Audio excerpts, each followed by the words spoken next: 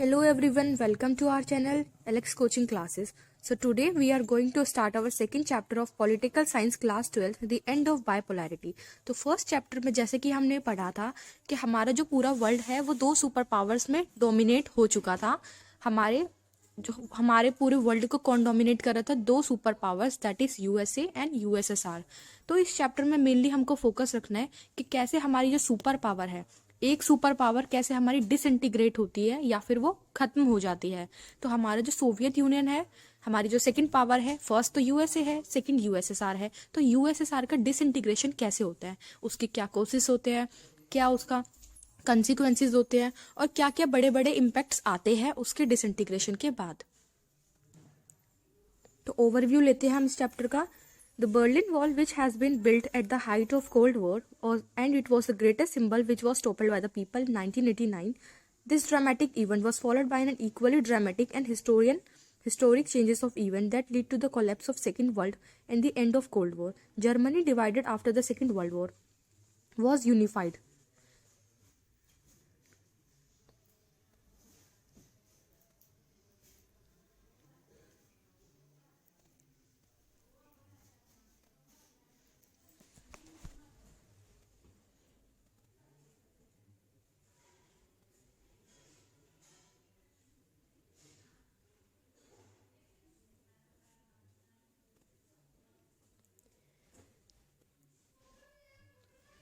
तो जो जर्मनी है वो दो पार्ट्स में डिवाइड हो गई थी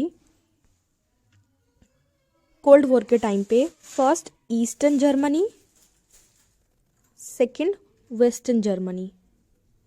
वेस्ट जर्मनी और ईस्ट जर्मनी बन गए थे। तो क्या होता है उसके बीच में किसका, दोनों का डिफरेंशिएशन जो होता है, वेस्ट जर्मनी और ईस्ट जर्मनी, उसको सेपरेट कौन करता है? बर्लिन वॉल क्रिएट होती है वहाँ पे 1961 के अंदर उसका कंस्ट्रक्शन होता है। और यहाँ पे आपको इसके बाद इसकी पिक्चर दे रखी है। देखो ये जो इतनी बड़ी वॉल है 150 किलोमीटर लॉन्ग वॉल है और 28 साल के लिए ये वॉल यहाँ पे खड़ी रही। देखो ये वाली वॉल। और आफ्टर क्या होता है,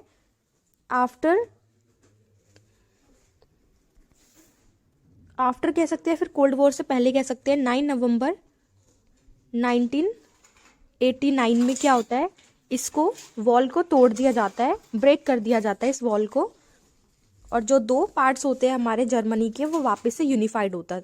तो वेस्ट जर्मनी किस आइडियोलॉजी को फॉलो करता है? वेस्ट जर्मनी कैपिटलिज्म और डेमोक्रेसी को फॉलो करता है, while the east Germany follow the ideologies of communism and socialism.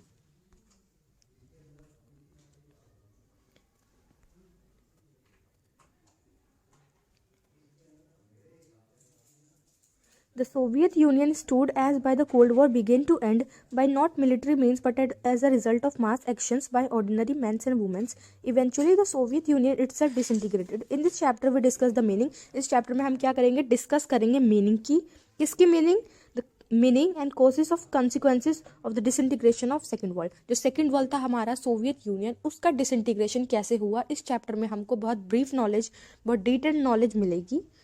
We also discuss what happened to the parts of that world after the collapse of communist regime and how India relates to these countries. तो हम हर chapter में क्या करेंगे? India का context पढ़ेंगे कि India का Soviet union के साथ कैसा रिलेशन था और आफ्टर डिसइंटीग्रेशन सोवियत यूनियन की जो कंट्रीज थी उनका क्या हुआ। सो फर्स्ट टॉपिक है what was the Soviet system. Soviet system क्या था? The union of Soviet socialistic Republic, ये यूएसएसआर की फुल फॉर्म है, came into being after socialistic revolution in Russia. जब रशिया में 1917 के अंदर, यह आपको याद रखना है, जब रशिया में 1970 के अंदर सोशलिस्टिक रिवोल्यूशन होता है, तो आफ्टर सोशलिस्टिक रिवोल्यूशन क्या होता है? सोवियत यूनियन बन जाता है, स्टैब्लिश हो जाता है। The revolution was inspired by the ideologies. अब ये रिवोल्यूशन किस बेसिस पर था, मतलब इसकी आइडियोलॉजी क्या थी? सोशलिज्म इसकी आइडियोलॉजी थी, जो कि किसको अपोज करती थी? कैपिटलिज्म। कैपिटलिज्म का उल्टा क्या होता है? Socialism. And was need for an egalitarian society. वो एक ऐसी जस्ट सोसाइटी होनी चाहिए जहाँ पे सारे के सारे जितने भी लोग हो वो सब इक्वली ट्रीट किए जाते हो। This was perhaps the biggest attempt in the human history to abolish the institution of private property. और एक बहुत बड़ा बिगेस्ट स्टेप माना जाता है जहाँ पे प्राइवेट प्रॉपर्टी को एबॉलिश किया जाता है, क्योंकि कम्युनिस्ट इकोनॉमी में क्या होता है, सारे के सारे means of production are owned and controlled by the government. हमारी जो गवर्नमेंट होगी वो हर एक इंस्टीट्यूशंस को कंट्रोल करेगी।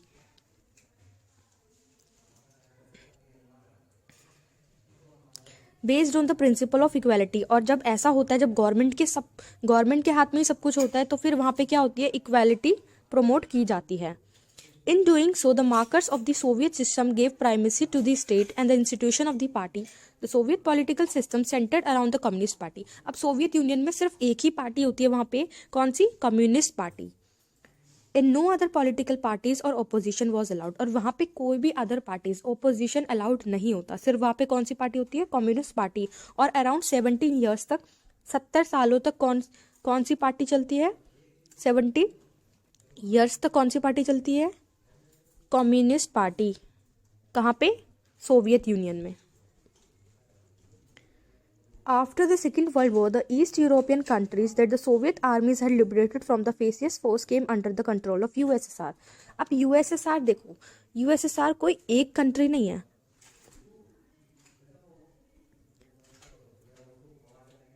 USSR कोई एक कंट्री नहीं है, इसमें 14 कंट्रीज प्लस रशिया, 15 कंट्रीज को मिलाकर के हम क्या बोलते हैं, सोवियत यूनियन या यूएसएसआर।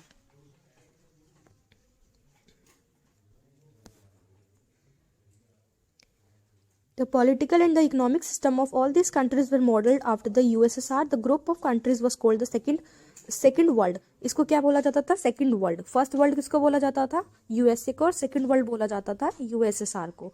और द सोशलिस्टिक ब्लॉक, या हम सोशलिस्टिक ब्लॉक भी कह सकते हैं। The Warsaw pact a military alliance. अब हमने पढ़ा था पिछले चैप्टर में कि जो इन दोनों की सुपर पावर्स थी, यूएसए और यूएसएसआर, तो यूएसए का अलग अलायंस था और यूएसएसआर का अलग अलायंस था। तो यूएसए का जो अलायंस था उसका नाम था नेटो, और वैसे ही यूएसएसआर का जो अलायंस था उसका नाम था वॉर्सो पैक्ट। वॉर्सो पैक्ट कब क्रिएट हुआ था, 14 मई 1955 में वॉर्सो पैक्ट क्रिएट हुआ था। The Warsaw pact a military alliance held them together. The USSR was the leader of the bloc. अब जो वॉर्सो पैक्ट बना हमारा, वॉर्सो पैक्ट में वो सारी कंट्रीज तो जो यूएसएसआर का साथ देती थी, यूएसएसआर के जो साथ थी, और इनका हेड कौन हुआ, ऑब्वियसली यूएसएसआर इनका हेड हुआ। The Soviet union become a great power after the second world war. Second world war के बाद सोवियत यूनियन और यूएसए दोनों ही ग्रेट पावर्स के रूप में सामने इमर्ज हुई। The Soviet economy was then more developed than the rest of the world except for the US. और पूरे वर्ल्ड के अंदर सबसे ज़्यादा जो वर्ल्ड इकोनॉमी थी, जिसकी बहुत ज़्यादा डेवलप्ड इकोनॉमी थी आफ्टर द यूएस, वो कौन थी, सोवियत यूनियन। तो सोवियत यूनियन की यहाँ पे हमको एक खासियत पता चली कि इसकी जो इकोनॉमी थी वो क्या थी, बहुत ज़्यादा डेवलप्ड थी और देशों के मुकाबले except the US. It has complex communication networks. अब ये पॉइंट्स आपको ध्यान रखने हैं। इसका क्या था, एक और खासियत थी इसकी, it has complex communication network. इनके जो कम्युनिकेशन नेटवर्क्स थे वो बहुत ज़्यादा अच्छे थे। इनकी एनर्जी रिसोर्सेज बहुत ज़्यादा अच्छी थी, ऑयल्स, आयरन, स्टील्स वगैरह बहुत ज़्यादा बेटर क्वालिटी के थे, और मशीन प्रोडक्शन भी बहुत ज़्यादा वहाँ पे होता था। And the transport sector that connected is remotest area with efficiency. और इनका ट्रांसपोर्टेशन सेक्टर वो इतना ज़्यादा वेल डेवलप था कि वहाँ के ऐसे ऐसे एरिया तक वहाँ पे कनेक्शंस थे जहाँ पे कनेक्शंस होना मुश्किल होता है। जैसे गाँव में क्या होता है, ट्रांसपोर्टेशन फैसिलिटीज़ उतनी ज़्यादा डेवलप नहीं होती, बट यूएसएसआर में क्या था, ट्रांसपोर्टेशन फैसिलिटी उनकी बहुत ज़्यादा अच्छी थी और रिमोटेस्ट एरिया तक वहाँ पे ट्रांसपोर्टेशन हो पाता था। It has a domestic consumer industries that produces everything from pins to car. एक वहाँ पे डोमेस्टिक इंडस्ट्री ऐसी थी, वहाँ पे अपनी इंडस्ट्रीज थी, लोगों की नहीं, गवर्नमेंट की इंडस्ट्रीज थी, और ऐसी इंडस्ट्रीज थी जहाँ पे A to Z everything from pins to car. यहाँ पे एक फ्रेज लिखा हुआ है, पिंस टू कार का मतलब है एवरीथिंग, छोटी से छोटी चीज से लेके बड़ी से बड़ी चीज तक वहाँ पे प्रोड्यूस की जाती थी। दैट प्रोड्यूसेस एवरीथिंग, जो सब कुछ प्रोड्यूस करती थी from pins to car, pin से लेके कार्स तक सारी चीजें प्रोड्यूस करती थी। कौन सी, यूएसएसआर की जितनी भी इंडस्ट्रीज थी। दो there quality did not match that of the western capitalist country. हालांकि उनकी क्वालिटी बहुत ज़्यादा अच्छी तो नहीं होती थी, पर फिर भी वहाँ पे डोमेस्टिक कंज्यूमर इंडस्ट्रीज थी। The Soviet state insured a minimum standard of living for all citizens. अब सोवियत सिस्टम में क्या होता है, जहाँ पे सोशलिज्म को फॉलो किया जाता है, सोशलिज्म का एक बहुत बड़ा प्रिंसिपल होता है इक्वालिटी, पूरी कंट्री में हमारी इक्वालिटी होनी चाहिए।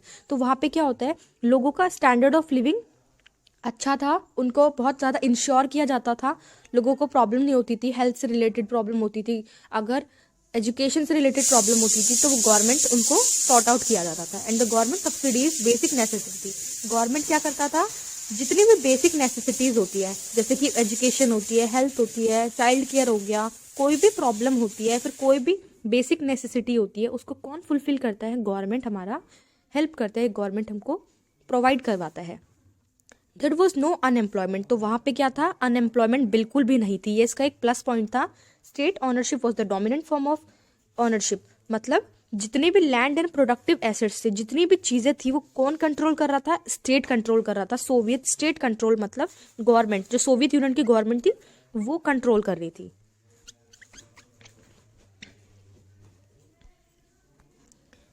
The Soviet system however became very bureaucratic and authoritarian. तो इसके चलते क्या होता है, जो हमारा सोवियत यूनियन होता है, क्योंकि वहाँ पे सिर्फ एक ही पार्टी है, वहाँ पे अपोजिशन, अगर वो रूलिंग पार्टी कुछ गलत भी कर रही है तो अपोजिशन पार्टी तो है नहीं कि उसके खिलाफ उसको क्रिटिसाइज करके वो पार्टी हट जाए वहाँ से। तो वही चीज़ होती है यहाँ पे, क्या होता है, सिर्फ कोई भी अगर अपोजिशन पार्टी अलाउड नहीं होती तो हमारा जो सोवियत सिस्टम होता है वो क्या बन जाता है, ब्यूरोक्रेटिक बन जाता है और अथॉरिटेरियन बन जाता है।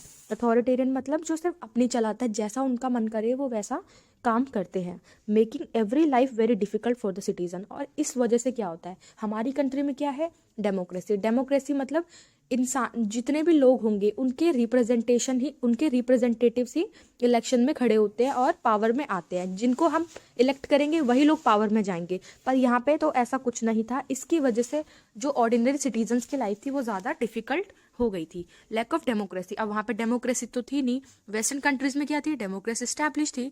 And the absence of freedom, और यहाँ पे क्या था, लोगों के पास फ्रीडम नहीं थी कि वो अपनी बातें कह पाए, जो भी उनको प्रॉब्लम्स आ रही है उसको अपोज कर पाए, उसको क्रिटिसाइज कर पाए। और वो लोग क्या करते थे, मोस्ट ऑफ द पीपल जो वहाँ के थे वो अपने डिसेंट, मतलब जो उनको प्रॉब्लम्स थी या जो उनको जितनी भी दिक्कतें थी वो किसके थ्रू में रिप्रेजेंट करते थे, जोक्स के थ्रू में या कार्टून के थ्रू में वो अपनी दिक्कतों को रिप्रेजेंट करते थे।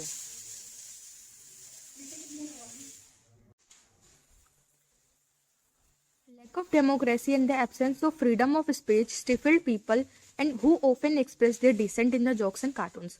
Most of the institution of the Soviet state needed reform. अब काफी सारी ऐसी सोवियत की स्टेट्स थी जहाँ पे, सोवियत स्टेट मतलब गवर्नमेंट में रिफॉर्म लाने की जरूरत थी। जो हमारी गवर्नमेंट थी वो बहुत ज़्यादा करप्टेड हो गई थी। जब पावर सिर्फ एक इंस्टीट्यूशन के हाथ में होती है ना, और वहाँ पे कोई अपोजिशन पार्टी नहीं होती उसको क्रिटिसाइज करने के लिए, तो वो क्या हो जाती है, अथॉरिटेरियन हो जाती है या फिर वो हार्डकोर कम्युनिस्ट बन जाती है। That one party system represented by the Communist Party of Soviet Union had tight control over the institution. तो कम्युनिस्ट पार्टी ही जो थी वहाँ पे रूल करती थी और बहुत टाइट कंट्रोल था वहाँ पे हर एक इंस्टीट्यूशंस के ऊपर। And was unaccountable to the people. Unaccountable मतलब अनआंसरेबल, वो पीपल को आंसर नहीं कर पाती थी। अगर लोगों के मन में कोई क्वेरीज होती थी, लोगों के साथ कोई दिक्कत होती थी, तो उसके लिए रिस्पॉन्सिबल नहीं थी वहाँ की government. The party refuse to recognise the urge of people in the 15 different republics that formed the Soviet Union to manage their own affairs including their cultural affairs. तो जो पार्टी थी वो क्या करती थी, लोगों को इतना ज़्यादा राइट नहीं देती थी, लोगों के पास क्रिटिसाइज करने की पावर नहीं थी, और वहाँ तक कि लोग अपने कल्चरल अफेयर्स तक मैनेज खुद नहीं कर सकते थे। ऑल्दो ऑन पेपर्स, अब क्या था, ऑन पेपर्स क्या थे, जो रशिया था वो मैंने आपको बताया, जो यूएसएसआर था वो 15 कंट्रीज प्लस रशिया को लेकर के बना था, ठीक है। ऑन पेपर्स तो सारी कंट्रीज इक्वल थी, पर रियलिटी क्या थी कि रशिया डोमिनेट करती थी। अगर कोई भी स्टेप लेना है तो सबसे पहले रशिया में लिया जाता, और जैसे रशिया चलता वैसे ही अदर कंट्रीज को भी चलना पड़ता उस हिसाब से। Although on paper Russia was only one of the 15 republics that together constituted the USSR, but in reality Russia dominated everything. Russia क्या करता था, डोमिनेट करता था हर एक चीज के अंदर। And people from other region felt neglected, और ऐसे अदर लोगों को क्या फील होता था, इग्नोरेंस फील होती थी, जैसे हमको इग्नोर किया जा रहा है, हमको नेग्लेक्ट किया जा रहा है, एंड ऑफर सप्रेस्ड, और जो उनकी नेग्लेक्ट होते थे वो लोग, उनकी जो फीलिंग्स थी उसको काफी बार सप्रेस कर दिया जाता था, दबा दिया जाता था।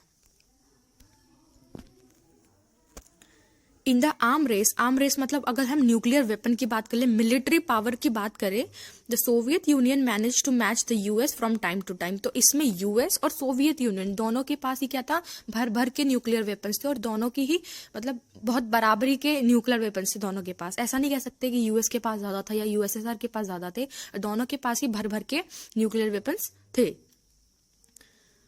The Soviet union lagged behind the west in technology, पर सोवियत यूनियन और यूएस के बीच में जो मेजर डिफरेंस था वो क्या था कि वेस्ट की जो टेक्नोलॉजी थी वो काफी ज्यादा अच्छी थी as compare to east. Infrastructure बहुत ज्यादा अच्छा तो नहीं था, but most importantly in fulfilling their political और इकोनॉमिक एस्पिरेशंस ऑफ सिटीज। अब तुम ये चीज देखो, यहाँ पे जो हमारा यूएसए है वहां पे डेमोक्रेसी है, वहां पे पीपल के पास राइट है अपनी फीलिंग्स को एक्सप्रेस करने का, अपने व्यूज को एक्सप्रेस करने का, लोगों को क्रिटिसाइज करने का, हमारे पास ओपिनियंस होते हैं। पर क्या होता है, यहाँ पे अथॉरिटेरियन सिस्टम हो गया, करप्शन हो गया, गवर्नमेंट हमारी करप्टेड है, तो यहाँ पे लोगों के पास खुद के, तो सोवियत गवर्नमेंट जो थी वहाँ की गवर्नमेंट फेल हो रही थी। किस चीज़ में फेल हो रही थी कि वहाँ के लोगों की जो एस्पिरेशन है, जो लोगों की चाहत है, उनके जो ड्रीम्स है उसको फुलफिल नहीं कर पा रही थी, और यही बहुत बड़ा मेजर डिफरेंस था। वहाँ पर डेमोक्रेसी स्टैब्लिश नहीं थी, जबकि वेस्ट में क्या था, डेमोक्रेसी स्टैब्लिश थी, लोगों के पास राइट थे अपने व्यूज़ को एक्सप्रेस करने के लिए। The Soviet invasion of Afghanistan in 1979 weakened the system even after further। और एक और रीज़न था जिसकी वजह से सोवियत यूनियन डिसइंटीग्रेशन हुआ, वो क्या था कि अफगानिस्तान में जो वॉर हुआ था, सोवियत अफगान वॉर हुआ था 1979 के अंदर, जिसकी वजह से हमारा जो सोवियत इकोनॉमी है वो काफ़ी ज़्यादा वीक पड़ने लगी थी।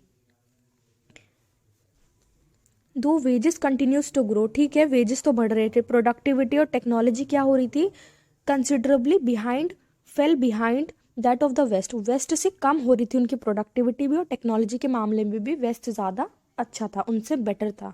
This led to the shortage of all consumer goods. अब इसकी वजह से क्या होता है, कंज्यूमर गुड्स की जो होती है शॉर्टेज होने लगती है। अब क्या होता है, जब हमारी कंट्री में प्रोड्यूस नहीं हो पा रहा तो हमको साफ सीधी सी बात है, हमको दूसरी कंट्री से क्या कराना पड़ेगा, इम्पोर्ट करवाना पड़ेगा। तो इसी वजह से क्या होता है, खाने तक के वहाँ पे इतनी प्रॉब्लम हो जाती है, तो खाना भी उनको क्या करवाना पड़ता है, इम्पोर्ट करवाना पड़ता है हर साल बाहर की कंट्रीज से। The Soviet economy was flattering in the late 1970s and become stagnant. और कुछ टाइम बाद क्या होती है, सोवियत इकोनॉमी स्टैग्नेट हो जाती है, रुकी हो जाती है, जम जाती है, मतलब वो ग्रो नहीं कर पा रही, प्रोडक्टिविटी नहीं हो पा रही इतनी ज़्यादा उनकी इकोनॉमिक से। तो इकोनॉमी क्या होती है, स्टैग्नेट होना स्टार्ट हो जाती है लेट 1970s के अंदर।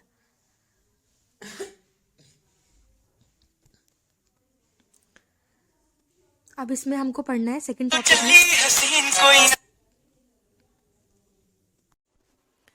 so Gorbachev and its disintegration।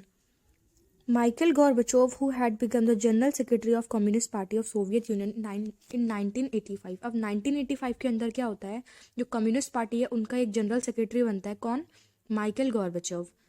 Short to reform the system, अब वो क्या करते हैं, ट्राई करते हैं चीज़ों को रिफॉर्म लाने के लिए, मतलब जो गवर्नमेंट सिस्टम था वहाँ का बहुत करप्टेड था, तो उसमें चेंजेस लाने के लिए वो कोशिश करते हैं। Reforms were necessary to keep the USSR abreast of the information and the technological revolution taking place in the West। अब रिफॉर्म क्यों ज़रूरत थी, रिफॉर्म इसलिए ज़रूरत थी क्योंकि जो USSR था उसको अवेयर करवाना था कि वेस्ट की टेक्नोलॉजी और इंफॉर्मेशन रेवोल्यूशन वहाँ पे हो रही है, और वेस्ट की टेक्नोलॉजी बेटर है किससे, ईस्ट से। However, Gorbachev decisions to normalize relation with the West and democratize and reforms the Soviet Union had become other effect that neither he or nor anyone else intended or anticipated। चाहते, उनका motive बहुत अच्छा था, वो चाहते थे कि हमारी जो सोवियत सिस्टम है उसमें क्या है, रिफॉर्म्स आए, पर ऐसा कुछ नहीं हुआ। रिफॉर्म्स की जगह उसमें काफ़ी ज़्यादा रिवर्स इफेक्ट देखने को मिले, जो कि ना तो उन्होंने इमेजिन किए थे, ना ही किसी और ने कभी इमेजिन किए थे कि ऐसा भी कुछ हो सकता था। अब उन्होंने तो बहुत भला काम करने की कोशिश की कि सोवियत सिस्टम में जितने भी खराब चीज़ें हैं उसको हम ठीक करने की कोशिश करते हैं। The people in the East European countries that which were the part of Soviet blocs started to protest against their own government. अब क्या हुआ, जो यूरोपियन कंट्रीज थी उन्होंने खुद ही सोवियत ब्लॉक के अगेंस्ट में, गवर्नमेंट के अगेंस्ट में प्रोटेस्ट करना स्टार्ट कर दिया। Unlike in the past, the Soviet Union under this Gorbachev did not intervene when this disturbance occurred, and the Communist Party regime collapsed one after the another. अब क्या होता है, east European जो countries होती है वो खुद के गवर्नमेंट के, क्योंकि उनको रियलाइज होने लगता है कि वेस्ट हमसे ज़्यादा बेस्ट है। पहले उनको क्या दिखाया जाता है कि जो ईस्ट यूरोपियन कंट्रीज है, जो सोवियत ब्लॉक की कंट्रीज है, वही बेस्ट है। वहाँ का टेक्नोलॉजिकल सिस्टम बहुत अच्छा है, वहाँ का कम्युनिकेशन सिस्टम बहुत ज़्यादा इंप्रूव्ड है, वहाँ पे हर एक चीज़ फैसिलिटीज़ अच्छी है, टेक्नोलॉजी वहाँ पे बहुत ज़्यादा अच्छी है। पर जब उनको रियलाइज़ होता है, जब गोर्बाचोव 1985 में वहाँ के प्रेसिडेंट बनते हैं एक तरह से, तो उन्होंने क्या किया, कोशिश की कि हमारी कंट्रीज, सोवियत ब्लॉक की कंट्रीज को अवेयर करवाया जाए कि वेस्ट हमसे ज़्यादा बेटर है। तो अब लोगों ने क्या किया, वहाँ के लोगों के पास डेमोक्रेसी थी और जो सोवियत ब्लॉक की कंट्रीज थी उनके पास डेमोक्रेसी नहीं थी, उनके पास खुद की फीलिंग्स एक्सप्रेस करने का वे नहीं था। तो अब क्या हुआ, लोगों ने प्रोटेस्ट करना स्टार्ट किया अगेंस्ट देयर गवर्नमेंट, खुद की गवर्नमेंट के ही खिलाफ उन्होंने प्रोटेस्ट करना स्टार्ट कर दिया। और एक के बाद एक कम्युनिस्ट रिजाइम जो था वो कोलैप्स होता रहा, कोलैप्स मतलब खत्म होता रहा। These developments were accompanied by a rapidly escalating crisis within the USSR that hastened its disintegration. Gorbachev initiated the policy of economic and political reforms and democratization within the country. अब उन्होंने, Gorbachev ने क्या initiate करने की क्या policies निकाली, उन्होंने economic reform लाने की कोशिश की, पॉलिटिकल रिफॉर्म लाने की कोशिश की और डेमोक्रेसी को स्टैब्लिश करने की कोशिश की। The reforms were oppose by the leaders within the communist party. अब कम्युनिस्ट पार्टी के ही लोग क्या करने लगे, उनके रिफॉर्म्स को क्रिटिसाइज करने लगे, उनको अपोज करने लगे, प्रोटेस्ट करने लगे उनके अगेंस्ट में। अब क्या होता है, कूप टुक प्लेस इन 1991। अब क्या होता है, तख्ता पलट हो जाता है 1991 के अंदर। दैट वाज एनकरेज, और ये कौन करवाता है, कम्युनिस्ट पार्टी के जो हार्ड लाइनर्स होते हैं, मतलब जो कम्युनिस्ट पार्टी को बहुत जो करप्टेड पॉलिटिकल लीडर्स होते हैं वहाँ के, वो लोग क्या करते हैं, तख्ता पलट करवा देते हैं और गोर्बाचोव को उनके पोजीशन से हटा देते हैं और अपना रूल को स्टैब्लिश कर देते हैं। अब लोगों ने क्या होता है, अपनी फ्रीडम को, कोई इंसान अगर फ्रीडम को एक बार टेस्ट कर लेता है, मतलब फ्रीडम का एक बार वो नज़ारा देख लेता है, तो उसके बाद उन लोगों को वैसे वापस से दूसरे इन्वायरमेंट में अगर हम रख दिए जाए तो उनके लिए बहुत प्रॉब्लम्स हो जाती है। अभी उन्होंने क्या, गोर्बाचोव के जो रिफॉर्म्स थे उसमें डेमोक्रेसी भी एक मेन पॉलिसी थी, तो डेमोक्रेसी ने, उन्होंने खुद को बहुत फील फ्री तरह से किया कि हम लोगों को बहुत ज़्यादा अच्छा लग रहा है वहाँ पे, जहाँ पे डेमोक्रेसी स्टैब्लिश है, तो उनको डेमोक्रेसी वाला सिस्टम बहुत ज़्यादा अच्छा लगा।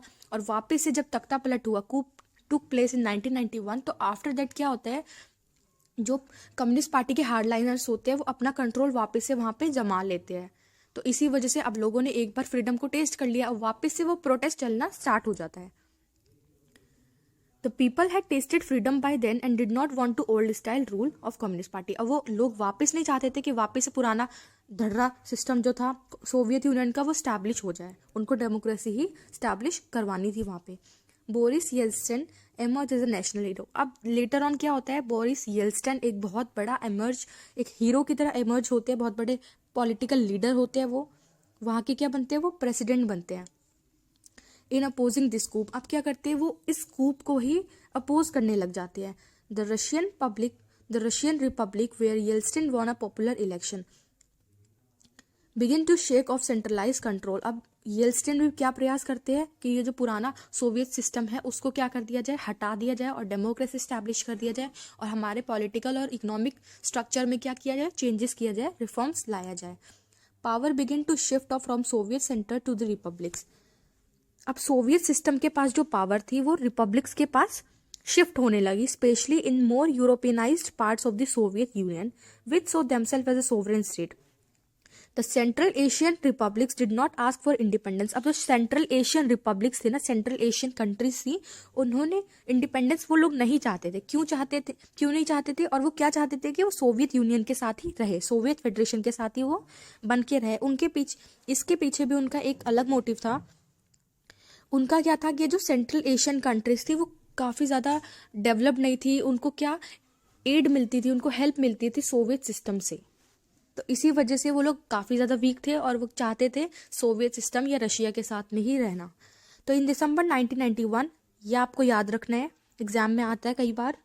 दिसंबर 1991 में क्या होता है, under the leadership of Yeltsin, तब क्या किसकी लीडिंग चल रही होती है, येल्सिन, बोरिस येल्सिन की लीडिंग चल रही होती है। रशिया, यूक्रेन एंड बेलारस, ये 3 कंट्रीज, रब आप इसको RUB से याद कर सकते हो, Russia, Ukraine and Belarus. In 3 country ने क्या किया, 3 मेजर रिपब्लिक ने क्या किया, USSR को बैन कर दिया। Declared the Soviet union has disbanded, उन्होंने क्या डिक्लेयर किया कि जो सोवियत सिस्टम है उसको बैन कर दिया जाए। The communist party of the Soviet union was banned, अब जो कम्युनिस्ट पार्टी थी वहां की उसको भी क्या कर दिया जाए, हटा दिया जाए। Capitalism and democracy was adopted, अब क्या लोगों ने चाहा, कैपिटलिज्म को स्टैब्लिश करना, डेमोक्रेसी को लेकर के आना। ये 2 चीज़ों की लोगों के अंदर चाहत थी कि वो कैपिटलिज्म को फॉलो करे और डेमोक्रेसी को अपनी कंट्री में स्टैब्लिश करे। अब यहाँ जो 2 बॉक्स बने हुए, उधर वाले पेज पे एक बॉक्स था जिसमें व्लादिमीर लेनिन के बारे में लिखा हुआ था, यहाँ पे जोसेफ स्टालिन के बारे में लिखा है। चाहे तो आप इन्फॉर्मेशन इनकी पढ़ सकते हैं, इस बॉक्स में गिवन है।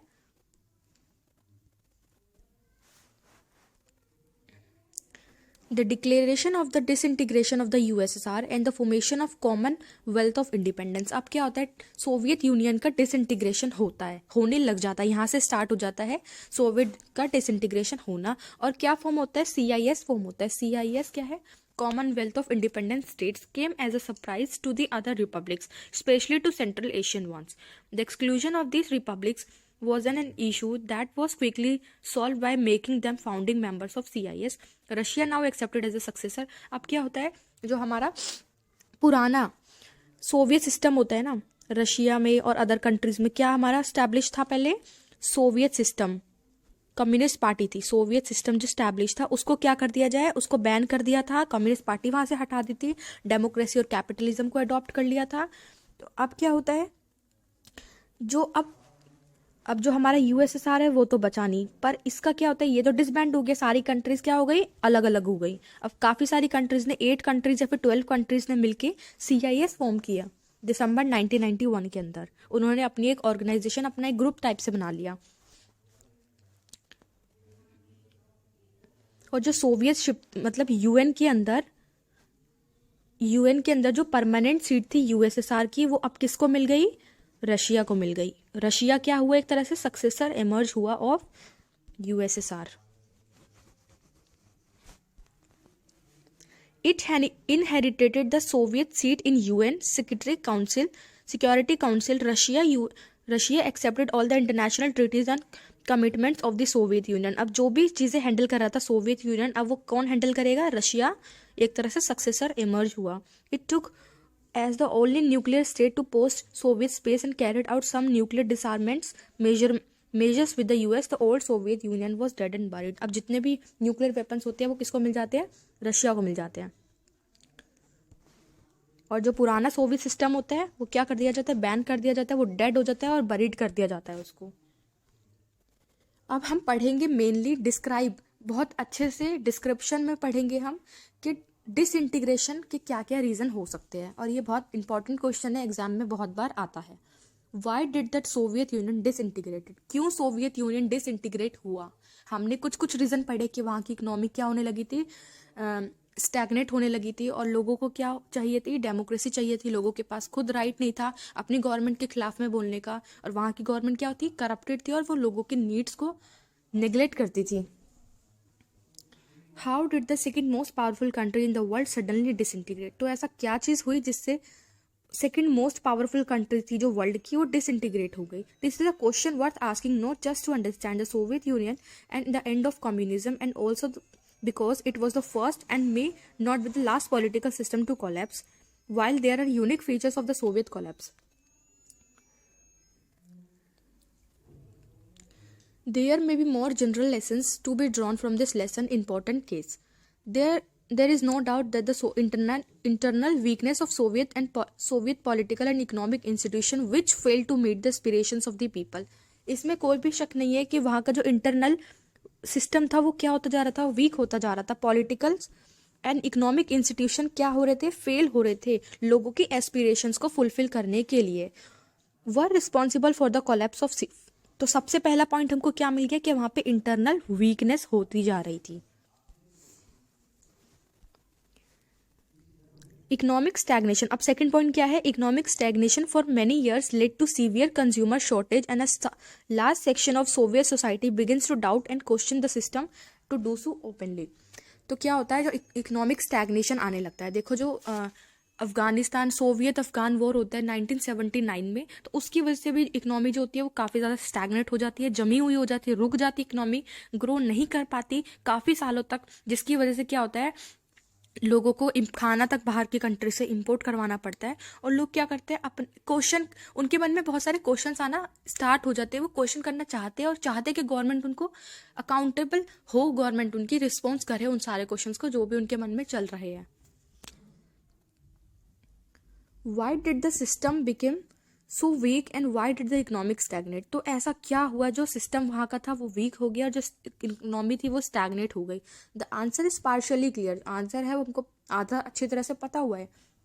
The Soviet economy use much of its resources in maintaining a nuclear and military arsenal and the development of satellite states in Eastern European and within the Soviet system the 5 Central Asian republic in particular. अब क्या होता था, जो Soviet system था ना, Soviet economy जो थी वो अपनी रिसोर्सेज को किस में ज़्यादा यूटिलाइज करती थी, किस में ज़्यादा यूज़ करती थी, उनके न्यूक्लियर वेपन्स को मेंटेन करने के लिए और मिलिट्री पावर को बढ़ाने के लिए यूज़ करती थी। कौन, सोवियत सिस्टम जो था वो क्या करता था, अपनी इकोनॉमी को स्ट्रॉन्ग करने की कोशिश नहीं करना चाहता था। वो क्या करता था, इकोनॉमिक जितना भी इकोनॉमिक खर्चा होता था वो किस पे करता था, अपनी मिलिट्री को मेंटेन करने के लिए, अपने न्यूक्लियर वेपन्स को बढ़ाने के लिए और सैटेलाइट्स को लॉन्च करने के लिए। This led to a huge economic burden that the system could not cope with. अब क्या हुआ, इससे बहुत ज़्यादा इकोनॉमिक प्रेशर आने लगा। At the same time ordinary citizen became more knowledgeable about the economic advance of the west. और इसी टाइम पे क्या हुआ, जो लोग थे, आम जनता जो थी, वो अवेयर हो गई कि वेस्ट हमसे ज़्यादा एडवांस है, वो हमसे ज़्यादा डेवलप्ड है। पहले उनको यही बताया जाता था कि जो ईस्ट यूरोपियन की कंट्री है, जो सोवियत सिस्टम है वो बहुत ज़्यादा अच्छा है, तो लोगों को यही फील होता था जब तक वो अवेयर नहीं थे बाहर की कंट्रीज से। जब गोर्बाचोव पावर में आई 1985 में, तो उन्होंने क्या कोशिश की, हमारी सोवियत सिस्टम को रिफॉर्म करने की कोशिश की और साथ ही साथ उनको अवेयर करवाने की कोशिश की कि यूएस हमसे ज़्यादा आगे है, ये वेस्टर्न कंट्रीज हमसे ज़्यादा अच्छी है और टेक्नोलॉजिकल मामले में काफ़ी ज़्यादा आगे भी है। They could see these disparities between their system and the system of the West. After the years of being told that the Soviet system was better then western capitalism, पहले तो उनको यही बताया जाता था कि जो वेस्टर्न कैपिटलिज्म है वो उतना अच्छा नहीं है, हमारी कंट्री में जो सिस्टम है कम्युनिज्म है वो काफ़ी ज़्यादा अच्छा है, तो लोगों को यही लगता था। फिर धीरे धीरे वो अवेयर होते गए और उनको पता चलता रह गया कि हम यूएस के बीच में जो कि कैपिटलिज्म और डेमोक्रेसी को फॉलो करते हैं और कम्युनिस्ट आइडियोलॉजी जो कि यूएसएसआर फॉलो करता है, तो उनके बीच में मेजर डिफरेंस क्या है उनको बहुत क्लियरली दिखने लगा था। उनको रियलिटी पता चलने लगी थी उनकी बैकवर्ड इकोनॉमी की। The reality of its backwardness came as a political and psychological shock. अब उनको जब पता चला कि हमारी कंट्री तो बैकवर्ड है, यूएस से तो बैकवर्ड है हमारी कंट्री, तो उनको क्या हुआ, साइकोलॉजिकल शॉक लगा और पॉलिटिकल शॉक भी उनको लगा। The Soviet Union had become stagnant in the administrative and political sense as well.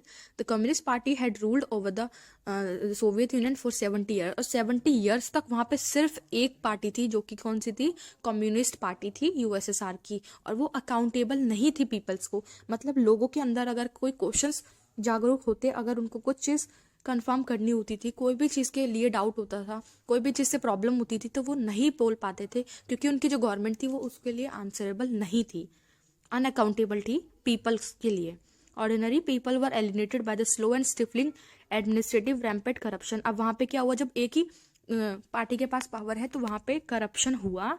The inability of the system, अब जो सिस्टम था ना सोवियत सिस्टम, वो खुद में रिफॉर्म्स नहीं लाना चाहता था, वो पुराने ही स्ट्रक्चर के ऊपर बेस होना चाहता था और वैसे ही चलना चाहता था, जबकि टाइम के साथ रिफॉर्म्स बहुत ज़्यादा इंपॉर्टेंट होते हैं, किसी भी एस्पेक्ट में हो, इकोनॉमिक हो, पॉलिटिकल हो, किसी भी चीज़ को लेकर के रिफॉर्म्स बहुत ज़्यादा इंपॉर्टेंट हो जाते हैं विद रिस्पेक्ट टू टाइम। पर जो सोवियत यूनियन की जो सिस्टम था वो खुद को ही इम्प्रूव नहीं करना चाहता था वो खुद को, और खुद की मिस्टेक्स को वो ठीक नहीं करना चाहता था.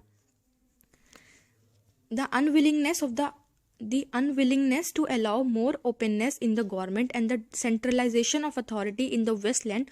Worse still, the party bureaucrats gained more privilege than the ordinary citizen. अब जो वहाँ के पार्टी लीडर्स थे ना, उनको तो उनकी लाइफ बहुत ज़्यादा अच्छी चल रही थी, उनको कोई प्रॉब्लम नहीं थी, इसलिए ही वो, क्योंकि करप्शन था वहाँ पे, उनके पास इतनी ज़्यादा पावर्स थी वहाँ पे, क्योंकि उनको कोई अपोज करने के लिए नहीं है वहाँ पे, तो वो जो चाहे वैसा करने लगे थे. तो इसी वजह से क्या हुआ, लोगों की लाइफ तो डिफिकल्ट होती गई, पर उनको कोई भी फर्क नहीं पड़ा. People did not identify with the system and with the rulers, and the government increasingly lost popular backing. अब इसके वजह से क्या हुआ, गवर्नमेंट को भी सपोर्ट मिलना बंद हो गया. Gorbachev reforms promise to deal with this responsibility. पर जो गोर्बाचोव आए पावर में 1985 में, मैं वापस से रिपीट कर रही हूँ, गोर्बाचोव जब रिफॉर्म लेकर के आए तो उन्होंने क्या कोशिश की कि इन सारे प्रॉब्लम्स को डील किया जाए. Gorbachev promise to reform the economy, catch up with the west. और वो क्या चाहते थे, वेस्ट का मुकाबला करना, वेस्ट से कंपटीशन करना चाहते थे, वेस्ट के मुकाबले अपनी इकोनॉमी को लेकर के आना चाहते थे.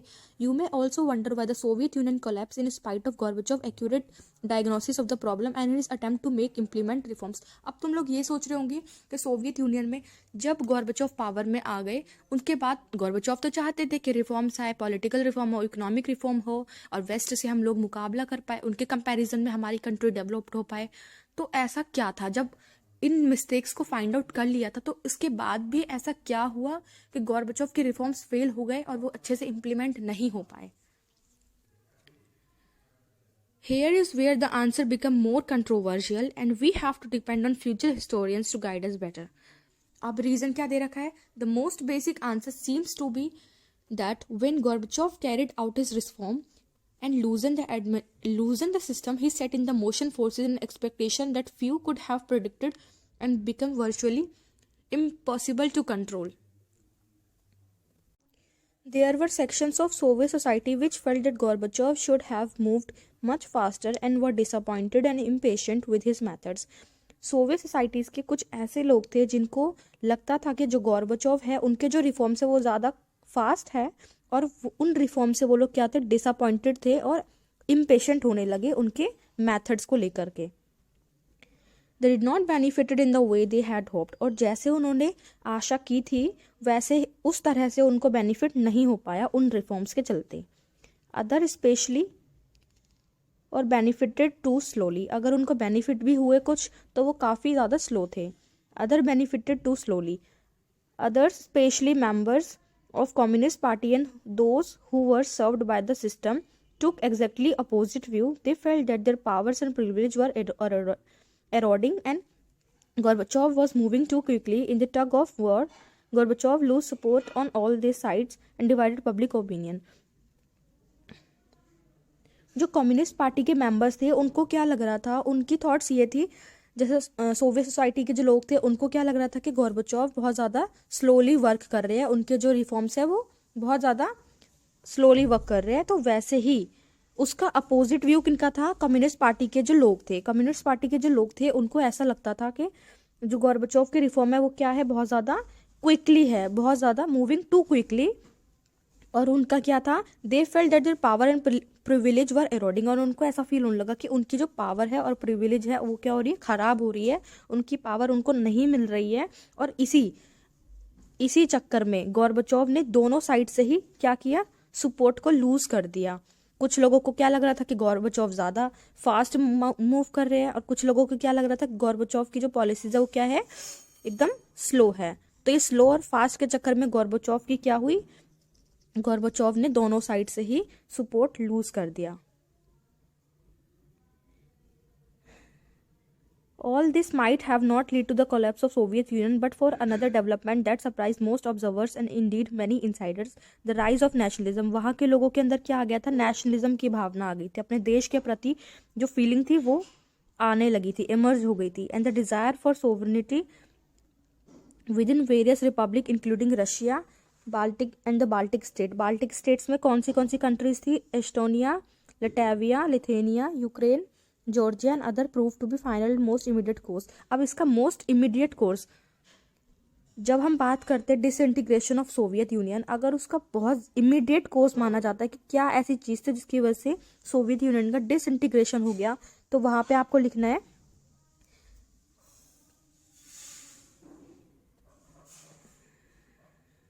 कि जो नेशनलिज्म की जो फीलिंग है वो लोगों के अंदर इमर्ज होने लगी थी। कौन सी खास करके रशिया के अंदर, जॉर्जिया के अंदर, लिथुआनिया, यूक्रेन, एस्टोनिया, लटविया, इन सारी कंट्रीज में नेशनलिज्म की भावना बहुत ज़्यादा इमर्ज हो गई थी।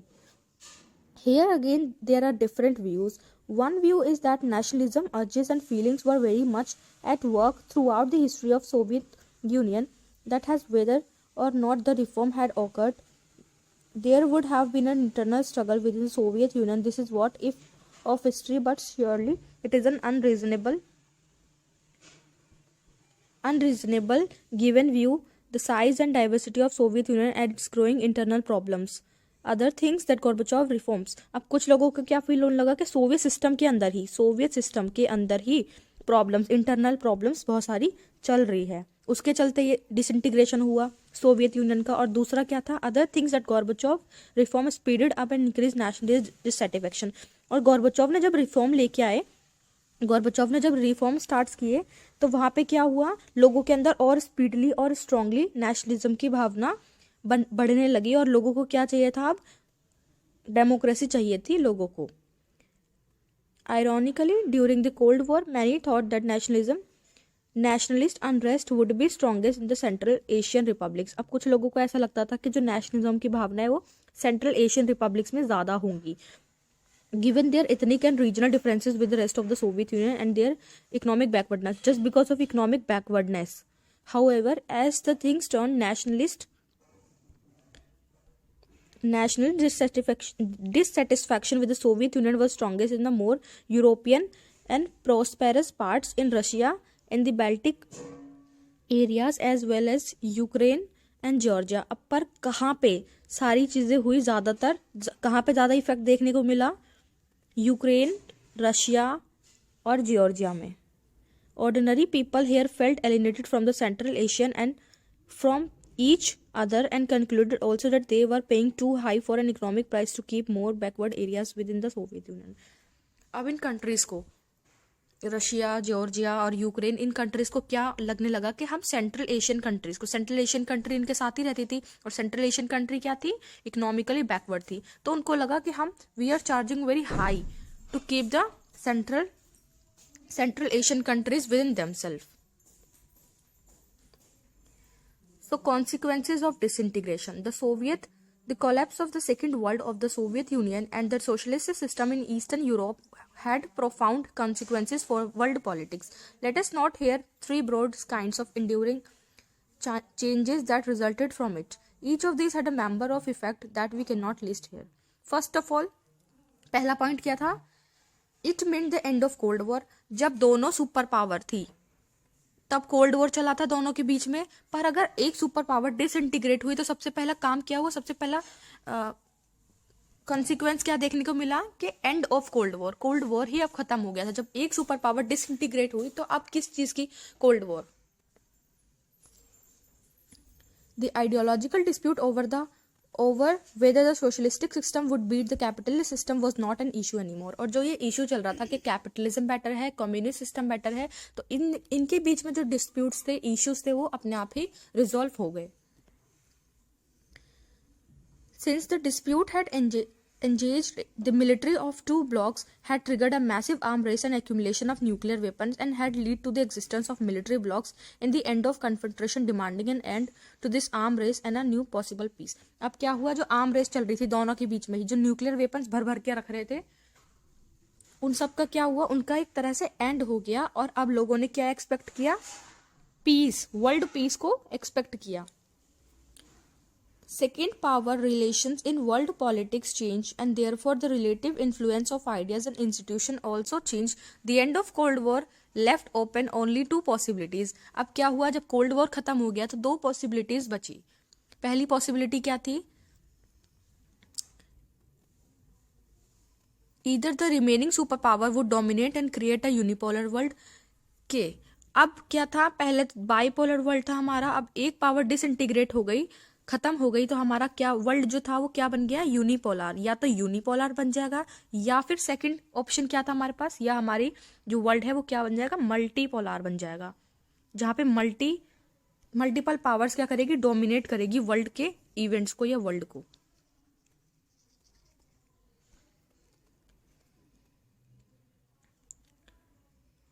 और डिफरेंट कंट्रीज और group of countries could become important players in international system, thereby bringing in a multipolar system where no one power could dominate. As it turned out, the US became the sole power. अगर हम unipolar world की बात की जाए तो क्या होता है कि यूएसए पूरे वर्ल्ड को क्या करता है, डोमिनेट करता है यूएसए, और इस वर्ल्ड को क्या बोलते हैं, यूनिपोलर वर्ल्ड बोलते हैं।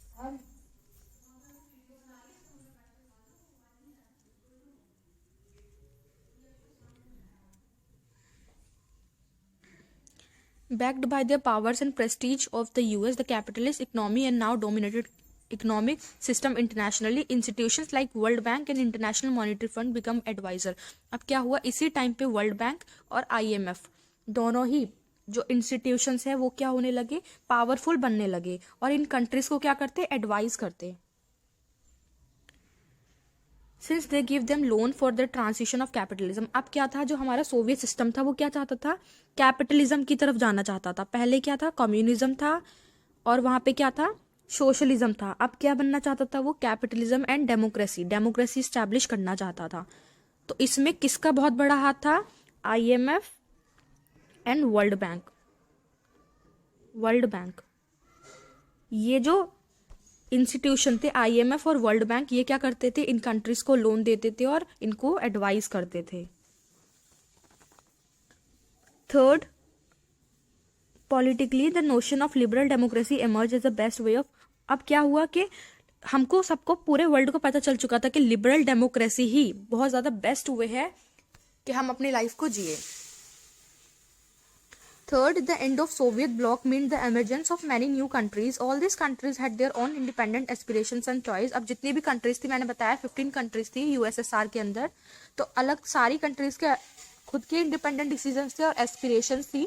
Some of them, especially the Baltic and the East European states, wanted to join European union. अब कुछ कंट्रीज ऐसी थी, जैसे कि बाल्टिक रीजन की कंट्रीज हो गई और ईस्टर्न यूरोप की कंट्री हो गई, वो क्या किसको ज्वाइन करना चाहती थी, यूरोपियन यूनियन को, EU को ज्वाइन करना चाहती थी, जो कि कब बना, 1992 के अंदर बना।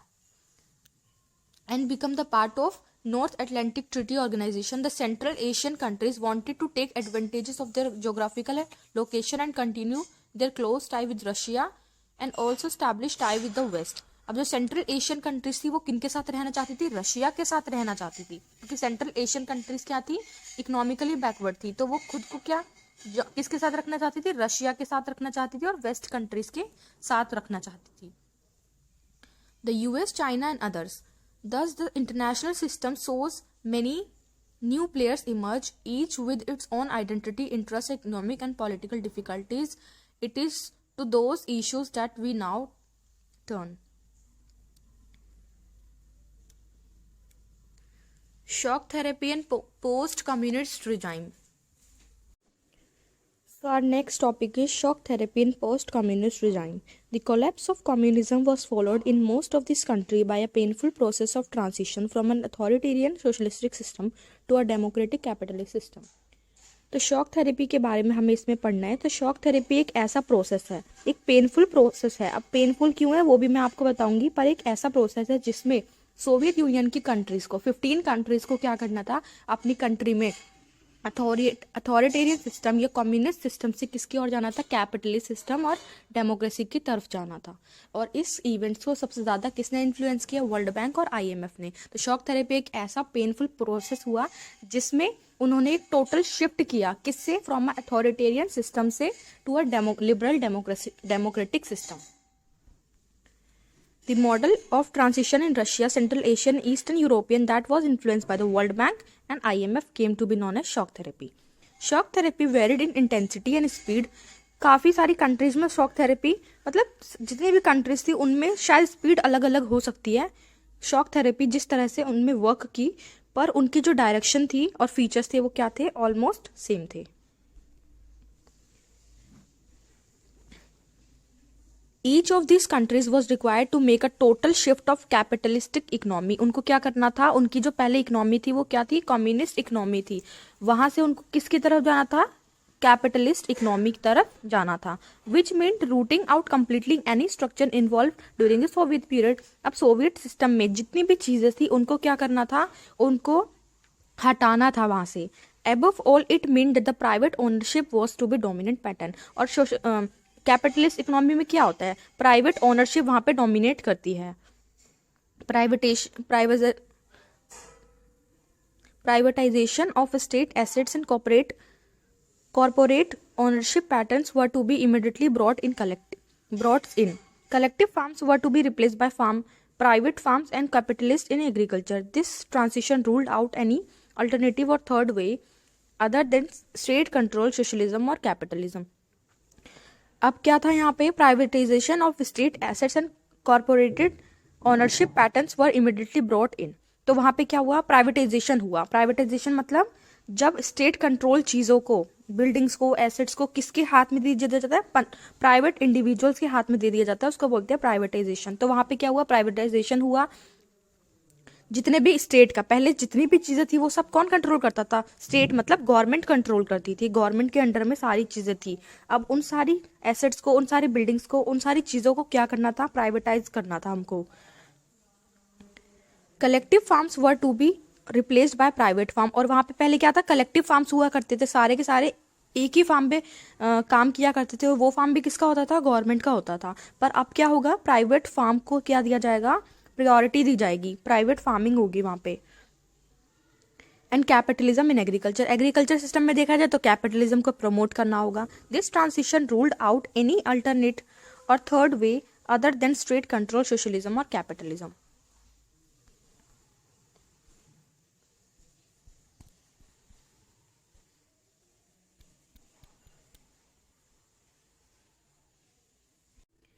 Shock therapy also involved a drastic change in external orientation of these economies. Development was now envisaged through more trade. Development कहाँ से आएगा, ट्रेडिंग करने से आएगा, ट्रेड होगा वहाँ पे। And thus a sudden and complete switch to freed। और उनको क्या करना था, खुद की इकोनॉमी को क्या करना था, स्विच करना था। किस तरीके, एक बहुत सडन स्विच था ये।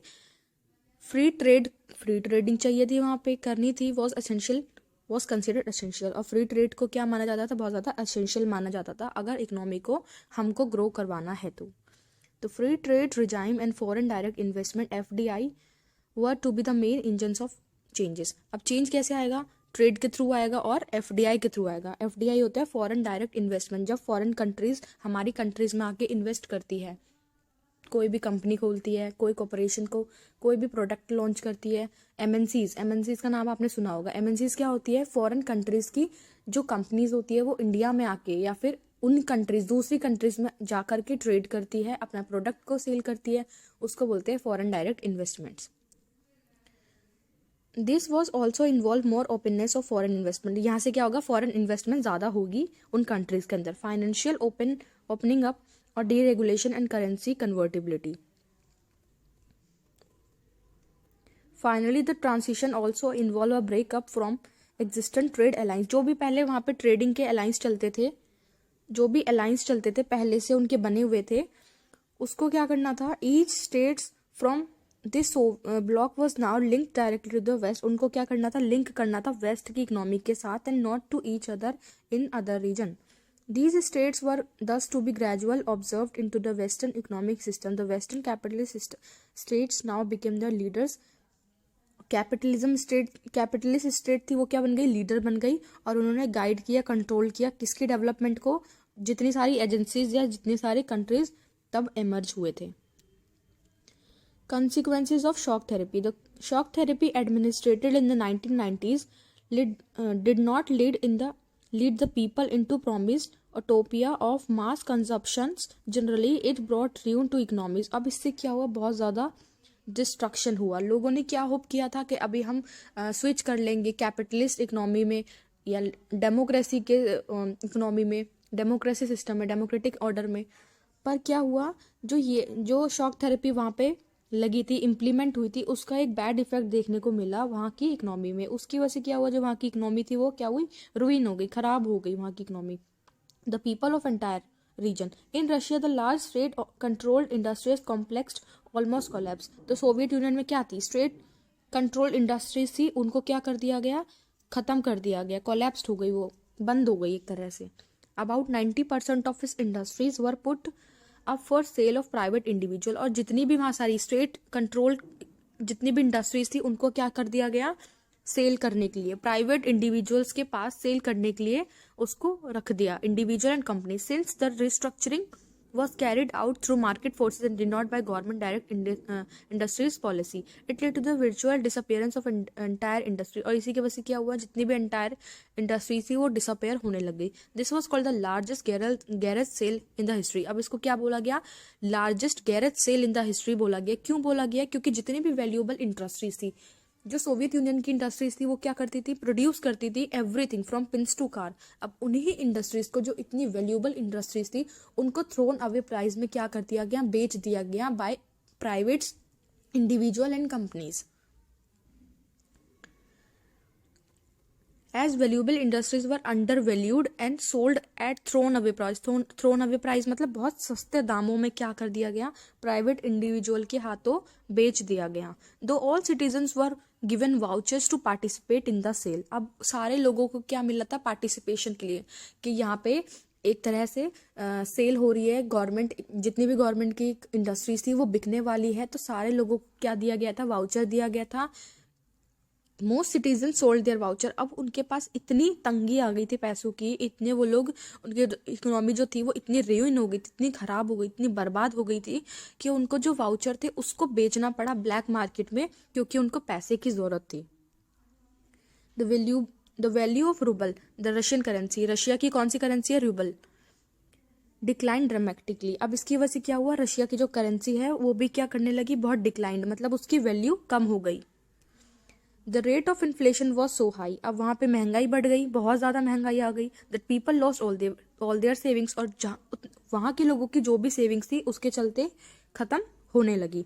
The collective farm system disintegrated, living people without food security. अब पहले क्या होता था कि स्टेट उनको फार्म प्रोवाइड करता था, जिसके ऊपर वो क्या करते थे? कल्टीवेशन करते थे. और यहाँ पे क्या था? यहाँ पे सबके प्राइवेट इंडिविजुअल्स के क्या होते थे? फार्म्स होते थे. तो उनके पास इसकी वजह से क्या हुआ? फूड सिक्योरिटी तो कुछ बची नहीं. अब गवर्नमेंट तो है नहीं कि वो प्रोवाइड करवाएगा खाना और हेल्थ, एजुकेशन, वो सब चीज़ें प्राइवेट प्रोवाइड करवाएगा. तो इस सिस्टम में क्या हुआ? कैपिटलिस्टिक सिस्टम में क्या हुआ? उनके पास कोई भी फूड सिक्योरिटी नहीं बची. And Russia started to import food. अब उसको क्या कराने लगे? इम्पोर्ट करवाने लगे फूड को. The real GDP of Russia 1999 was below that it was in 1989. जो उनकी इकोनॉमी 1989 में थी और जो इनकी इकोनॉमी 1999 में है, वो काफ़ी ज़्यादा क्या थी? जो इकोनॉमी थी उनकी 1999 की, वो बहुत ज़्यादा कम थी as compare to 1989. The old trading structure broke into no alternative in its place. The old system of social welfare and was systematically destroyed. अब वहाँ पे सोशल वेलफेयर चलता था, सोशलिज्म को प्रमोट करती थी सोवियत यूनियन, तो वो स्ट्रक्चर तो क्या हो चुका था?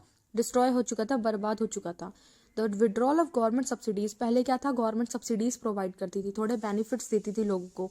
और वहाँ पे, और अब कैपिटलिस्ट सिस्टम में जब वो स्विच कर गए तो उनको वो सब चीज़ें भी नहीं मिली और वहाँ के बहुत सारे लोग जो थे वो पॉवर्टी में चले गए. The middle class were pushed to periphery of the society and the academic and intellectual manpower disintegrated or migrated. A mafia emerged in most of the countries and started controlling many economic activities. Mafia emerge हुआ वहाँ पे और काफ़ी सारी economy को वो control करना start कर दिया. Privatisation lead to new disparities. अब क्या हुआ? प्राइवेटाइजेशन जो कर दिया था वहाँ पे, उस प्राइवेटाइजेशन का एक मेन जो नेगेटिव इम्पैक्ट बोला जाए वो ये होता है कि वो बहुत ज़्यादा डिफरेंस क्रिएट कर देता है between the rich and the poor of the country. तो इसी तरह से वहाँ पे भी क्या हुआ? डिस्पैरिटीज, ये डिफरेंसेस बढ़ने लगे. Post Soviet systems states specially Russia were divided between rich and poor region. अब वहाँ पे क्या हुआ? मेनली रशिया की बात की गई है. रिच एंड पुअर में उनकी जो सिस्टम था वो पूरा कंट्री का जो सिस्टम था वो क्या हुआ? डिवाइड होने लगा, वहाँ पे डिफरेंसेस आने लगे. Unlike the earlier system there was now great economic inequalities between people. और जब सोवियत सिस्टम था, जो पहले सोशलिज्म पे वर्क करता था, कम्युनिज्म पे वर्क करता था। वहाँ पे क्या थी, एगैलिटेरियन सोसाइटी थी, मतलब सबके पास इक्वल की चीज़ें थी। उनको हेल्थ, एजुकेशन, फूडिंग, क्लोथिंग सब कुछ कौन प्रोवाइड कर रहा था, गवर्नमेंट प्रोवाइड कर रहा था। तो इसकी वजह से वहाँ की कंट्रीज़ में क्या थी, इक्वालिटी थी। पर इस सिस्टम में, कैपिटलिस्टिक सिस्टम में उनके पास क्या हुआ, ना तो कोई फूड सिक्योरिटी बची और ना ही उनके पास कोई भी सेविंग्स बची जिससे वो अपनी जीवन को जी सके। और यहाँ पे क्या होने लगा, इनइक्वालिटीज बढ़ने लग गई लोगों के बीच में। The construction of democratic institution was not given same attention and priority as the demand of economic transformation। अब क्या हुआ, वहाँ पे डेमोक्रेसी स्टैब्लिश करनी थी तो उसको भी इतनी ज़्यादा अटेंशन नहीं दी गई। The constitution of all these countries were drafted in a hurry. और वहाँ के जो कॉन्स्टिट्यूशन थे वो क्या किए, बहुत जल्दी जल्दी में उनको बना दिया गया। Including Russia had a strong executive president, the widest possibility powers that renders elected parliaments relatively weak. In Central Asia, the president had great powers and several of them became very authoritarian. For example, the president of Turkmenistan and Uzbekistan. The constitution of democratic institution was not given the same attention and priorities as the demand of economic transformation।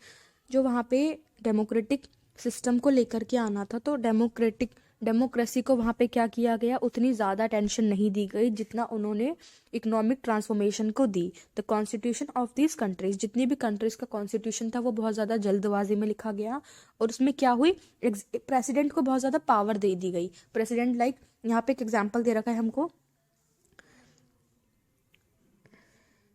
President of Turkmenistan के और Uzbekistan के जो president थे उन्होंने खुद को उतनी ज़्यादा, उनके प्रेसिडेंट की पावर जो थी वो बहुत एनॉर्मस थी। और उज्बेकिस्तान और तुर्कमेनिस्तान के जो प्रेसिडेंट थे उन्होंने खुद को अपॉइंट किया 10 ईयर्स के लिए एंड देन एक्सटेंडेड, और वापस से क्या एक्सटेंड कर दिया फिर से 10 ईयर के लिए, मतलब 20 ईयर्स तक तुर्कमेनिस्तान और उज्बेकिस्तान में एक ही प्रेसिडेंट रहा। दे अलाउड नो डिसेंट और अपोजिशन। अब वहाँ पे भी क्या हुआ, कोई भी अपोजिशन को अलाउड नहीं किया। A judicial culture and independence of the judiciary was yet to be establish in most of this countries.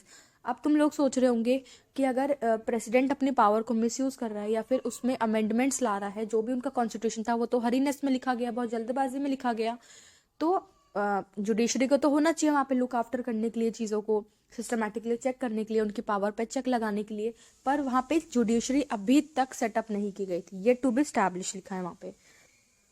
तो मोस्ट ऑफ द कंट्रीज में क्या था, जुडिशरी ही स्टैब्लिश नहीं हुई थी उनकी अभी तक। तो काफ़ी सारे क्या ब्लेंडेड हुआ यहाँ पे, मिक्सअप हो गई चीज़ें। Most of this economy specially Russia started reviving in 2000।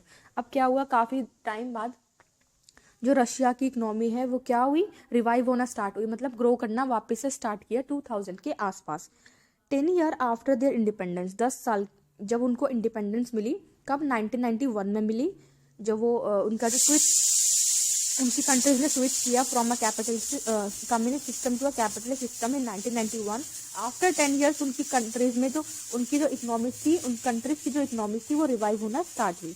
The reason for their revival of most of their economics were the export of natural gas. अब इसका रीजन क्या था, क्यों भाई पहले क्यों नहीं हुई रिवाइव, अब क्यों हुई रिवाइव, तो इसका मेन रीजन था export of natural gas. Natural gas थी वहाँ पे बहुत सारी, जैसे कि ऑयल हो गया, नेचुरल गैस हो गया, मिनरल्स हो गए, ये सारी चीज़ें थी वहाँ पे। तो इनको क्या करने लगी वो सारी कंट्रियाँ, मेनली रशिया क्या करने लगी, उनको एक्सपोर्ट करने लगी। एक्सपोर्ट करने से क्या हुआ, उनके पास फॉरेन एक्सचेंज आया, उनकी कंट्रीज क्या हुई, इकोनॉमी क्या करने लगी, उनकी ग्रो करने लगी। Azerbaijan, Kazakhstan, Russia, Turkmenistan, Uzbekistan are major oil and gas producers. अब ये पांच कंट्रीज का नाम दे रखा है। तुराक, आप इसको ऐसे याद रखोगे, तुराक, TURAK। Turkmenistan, Uzbekistan, Russia, Azerbaijan and Kazakhstan, ये 5 कंट्रीज जो थी ये क्या बन गई, मेजर प्रोड्यूसर बन गई for oil and natural gas. Other countries have gained because of the oil pipeline that cross their territories from which they have rent। अब क्या हुई, अदर कंट्रीज को कैसे फायदा मिला, जैसे दूसरी कंट्रीज में उनकी क्या जा रही है, पाइपलाइन जा रही है, तो उससे क्या मिला, उनको रेंट मिलने लगा। Some amount of manufacturing has restarted। तो हियर हमने पढ़ा जो जो शॉक थेरेपी थी उससे क्या क्या क्या इम्पैक्ट पड़े, जो वहाँ के लोगों थे वो क्या होने लगे, पॉवर्टी में जाने लगे, क्योंकि उनके पास ना कोई सब्सिडीज थी और जो भी उनकी सेविंग्स थी वो क्या होने लगी, खत्म होने लगी। जो रूबल थी रशियन करेंसी, उसकी वैल्यू क्या हुई, डिक्लाइन हुई। वहाँ पे इन्फ्लेशन बहुत ज़्यादा आया, लोगों के पास इतना भी पैसा नहीं था कि वो खुद का खाना खुद की कंट्री में प्रोड्यूस कर सके, उनको फूड भी इंपोर्ट करवाना पड़ा। और उन्होंने क्या किया, जब उनको वाउचर्स मिले, लार्जेस्ट गैरेज सेल जो हुई थी उसमें पार्टिसिपेशन के लिए उनको वाउचर्स मिले, तो उनको भी उन्होंने ब्लैक मार्केट में बेच दिया, सो to earn money.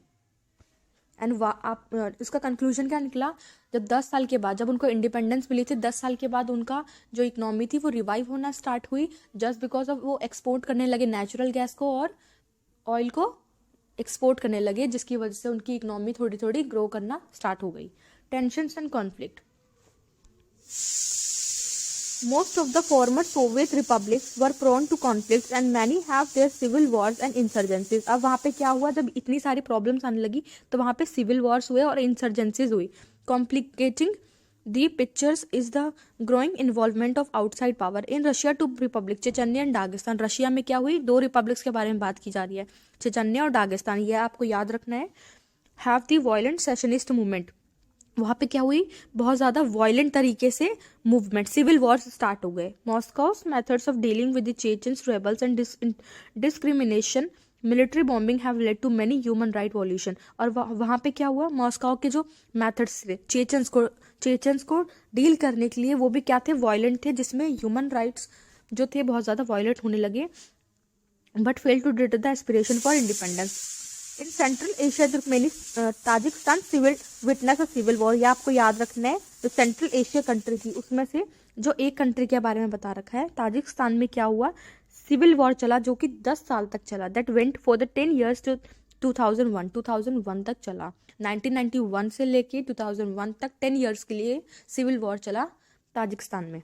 Reason as a whole has many sectarian conflict as Azerbaijan provinces of Nagorno-Karabakh. Some local Armenians went to Syria and joined Armenia. In Georgia, the demand for independence has came from the 2 provinces, result in a civil war. Georgia में भी ऐसी क्या हुई, civil war हुई। There were movements against the existing regime in Ukraine, Kyrgyzstan and Georgia. Countries and provinces were fighting over river water। अब वहाँ की countries में क्या होने लगा, सिविल वॉर होने लगी। कुछ कंट्रीज क्या थी, वो आपस में लड़ने लगी, किसके ऊपर, रिवर वाटर के ऊपर। All this has failed to instability, making the life difficult for the ordinary citizen। इससे क्या हुआ कि जितनी भी ऑर्डिनरी सिटीजन थी उनकी लाइफ को डिफिकल्ट बनने लगी, उनकी लाइफ डिफिकल्ट होने लगी इन सब सिविल वॉर के चलते। The Central Asian republics are the areas with vast hydrocarbon. Central Asian countries के पास क्या था, वास्ट हाइड्रोकार्बन था। Resources which have been brought their economic benefit, जिसकी वजह से उनको इकोनॉमिक बेनिफिट हुआ। Central Asia has also become a zone of competition.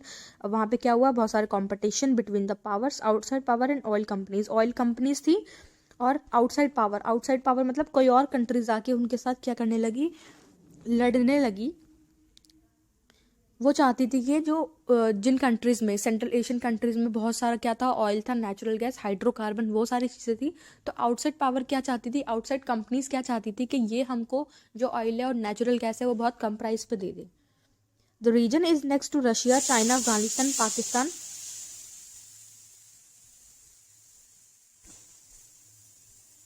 Close to West Asia after 11 September 2011।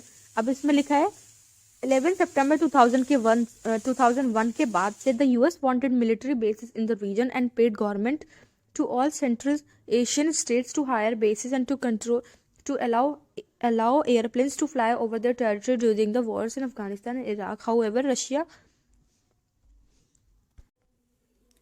in Eastern European Czechoslovakia split peacefully into the two। Eastern Europe में क्या हुआ, एक country थी चिकोस्लोवाकिया जो कि क्या हुई, चेच्स में एंड स्लोवाक्स में डिवाइड होने लगी, forming independent countries. But most severe conflict, सबसे भयंकर वाला जो कॉन्फ्लिक्ट हुआ वो कहाँ पे हुआ, बाल्कन रीजन में हुआ। Yugoslavia after 1991 it broke apart with several provinces. अब इसमें क्या हुआ, जो बाल्कन रीजन था वो बहुत सारी प्रोविंसेस में डिवाइड होने लग गया। कौन से प्रोविंसेस में डिवाइड होने लग गया, Croatia, Slovenia, Bosnia, Herzegovina declaring independence. Ethnic Serbs opposed this, and a massacre of non-Serbs Bosnians allowed. The NATO intervention and the bombing of Yugoslavia allowed the inter-ethnic civil war. अब हमको India का relation पढ़ना है with the post communist countries. India has remained good relation with all the post communist countries. India का relation बहुत अच्छा रहा है उन सारी कंट्रीज के साथ, यूएसएसआर की कंट्रीज के साथ. But the strongest relation are still with Russia and India. तो सबसे ज़्यादा स्ट्रॉन्गेस्ट कनेक्शन किसका है? इंडिया का और रशिया का. India's relation with Russia are an important aspect of India's foreign policy. Indian foreign policy की अगर हम जब बात करते हैं तो रशिया उसका एक बहुत अच्छा एस्पेक्ट माना जाता है. Indo Russian relations are embedded in a history of trust and common interest and are matched by popular perceptions. अब जो रशिया और इंडिया की जो फ्रेंडशिप है वो बहुत ज़्यादा स्ट्रॉन्ग है और काफ़ी ज़्यादा रशिया ने इंडिया को हेल्प किया है बहुत सारे एस्पेक्ट में. जब 1971 का वॉर हुआ था, इंडिया का पाकिस्तान के साथ वॉर हुआ था, तब भी रशिया ने हमको बहुत ज़्यादा एड किया था. India's hero from Raj Kapoor to Amitabh Bachchan are household names of Russia. अब रशिया के जो लोग होते हैं उनके बच्चों का भी नाम कैसा होता है? जैसे राज कपूर, अमिताभ बच्चन जी के ऐसे नाम वो लोग अपने बच्चों का रखते हैं. And most post Soviet countries one can hear Hindi filming songs over the region. अब वहाँ पे लोग हिंदी सॉन्ग्स भी सुनते हैं, हिंदी सॉन्ग्स को भी पसंद करते हैं. तो ये चीज़ दिखाता है कि कल्चरल टाइज बहुत अच्छे हैं रशिया के साथ हमारे, और फाइनेंशियली तरीके से रशिया और इंडिया बहुत अच्छे फ्रेंड्स हैं. One may hear Russia and India share a vision of a multipolar world order. Russia और इंडिया का क्या विजन है कि मल्टीपोलर वर्ल्ड होना चाहिए. What they mean by a multipolar world?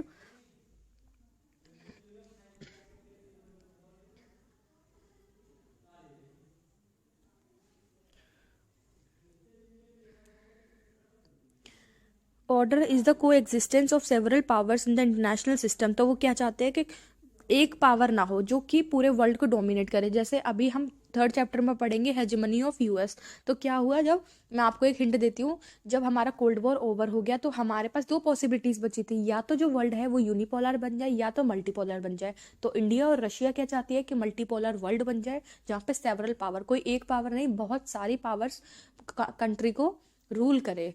पर क्या हुआ था after the end of cold war के बाद क्या हुआ, हमारा जो वर्ल्ड था वो यूनिपोलर बन गया और ये यूएस ने क्या किया, अपना डोमिनेंस शो करना स्टार्ट कर दिया. Collective security in which attack on any country is regarded as a threat of all countries and require a collective response.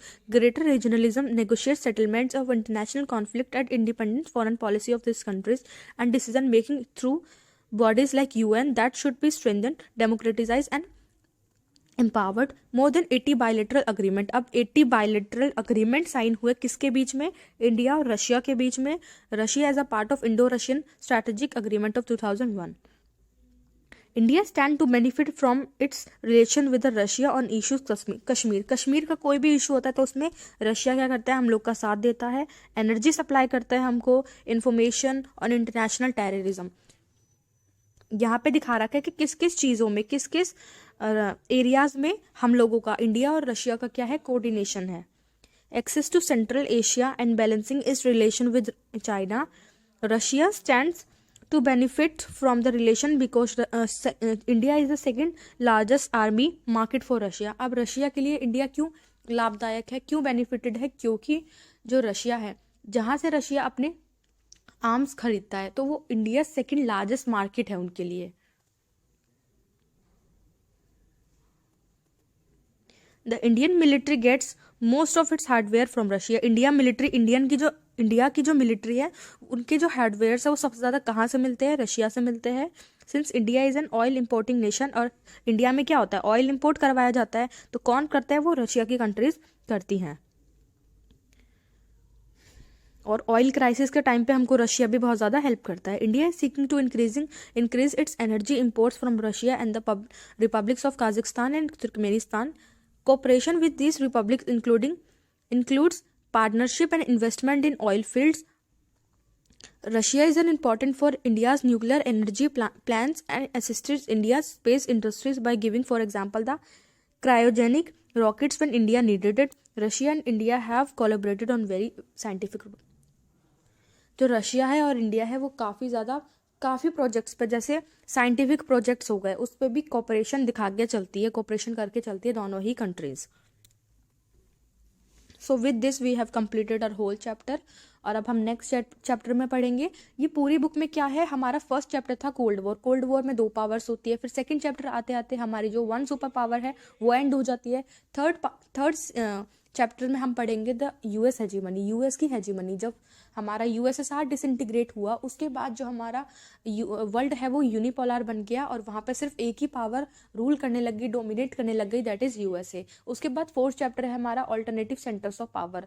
तो यूएस की हेजीमनी कम करने के लिए कुछ सारी कंट्रीज, कुछ सारी पावर्स भी इमर्ज हुई, जैसे कि चाइना, इंडिया, इजराइल. ये सारी कंट्रीज क्या हुई ग्लोबल स्टेज पे, EU, एशियन, ये सारी कंट्रीज के बारे में हम पढ़ेंगे. ऑर्गेनाइजेशन कंट्री इमर्ज हुई किसकी पावर को कम करने के लिए, यूएस की पावर को कम करने के लिए.